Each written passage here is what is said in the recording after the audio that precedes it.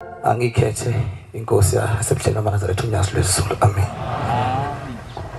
Nkosi yamakhosi, siyabonga baba ukusipha ithuba. Ngiphinde ngibonge inkosi yamakhosi nokumenywa esikhumbuzweni senkosi yesibili. Siyabonga inkosi yezulu nomhlaba. Sizobonga inkosi nonyaka kuphela siphila. Ngoba silapha nje sizobonga ukuthi uNkulunkulu selokhu unyaka uqalile nanku usiya ngasemaphethelweni. Inyama idlala nomphefumulo. Siyabonga Nyazi lwesiZulu. Siningi izinto inkosi yamakhosi ezenzile lo nyaka. Baningi abefisa kulolu suku lushaye bephila. Kodwa shembe nabalele inkosi abahambile lo nyaka uNkulunkulu athi abakhumbula endleleni yabo bafaka ezulwini lakhe. Ebebenza kahle nabe bengenzi kahle inkosi. Izono zabo shembe bathethelele nabo. Ngoba akekho umuntu ophila ngokuthanda kwakhe. Siphila ngentando yakho inkosi yamakhosi. Ngimncane ke baba.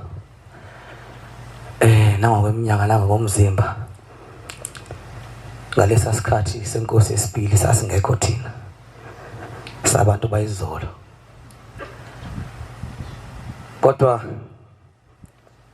ngifisa nje inkosi ukuthi sibonge umngcwele ngoba busekhona. Ngaba sihlangene kanje kube kuthiwa umngcwele abukho lapha ekhaya. Sibonge inkosi yokuqala uBhombela isitimela saMampondo owathi mayeflathele emhlabeni ebuyele ezulwini. Wangahamba nomngcwele inkosi wabushiya enkosini ilanga nasenkosini inyanga izulu. Siyabonga ukuthi wasilisela umoya engcwele wasala emhlabeni ngoba ube kuthiwa uNkulunkulu wahamba nawo uBhombela umoya engcwele ngaba sihlangene kanje. Sila ngoba siyabona ukuthi sisendaweni engcwele. Ihla moya oyingcwele ongena wena kithi sala kosemhlabeni ngoba silapha inkosi sizobabaza. Kuningi ke shembe lezulu osukwenzile emhlabeni. Engakubala nje ngoba ngivamisile ukuthi ngibe khona. Engafuni ukuthi okunye mhlambe ngize ngikuzwe ngabantu ngiyibonele nje mina ukuthi nangakushembe sidlala ifilimu yakhe. Ngikhumbula inkosi yamakhosi sikumashi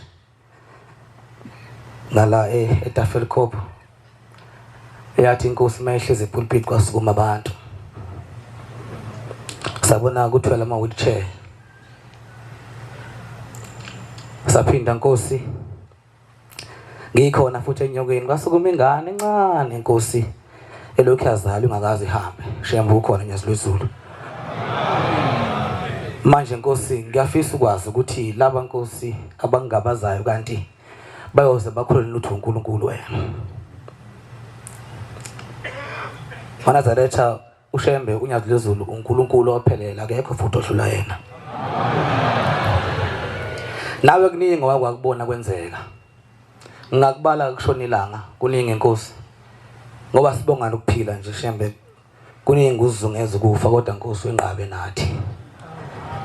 Manazaretha uJesu bambulala abantu bakubo. Baphela umngcele khona abukho. Namhlanje umqalo wendlela thina sizange sesimbulale. Njengoba sindomngcele namhlanje. Sicela amakholo ukuthi sibaphathe kahle oshembe ngoba baphethe into enkulu. Ngoba mhla samakhela uzungu shembe kobe siyabuqeda lobu bungcwele ngesiphinde sihlangane kanje. Ngiyafisa amakholo ukuthi noma ubona ukuthi uyamnyanya umthandisisi kahle. Thula kanjalo nje ungalingi uze ucabanga okubi.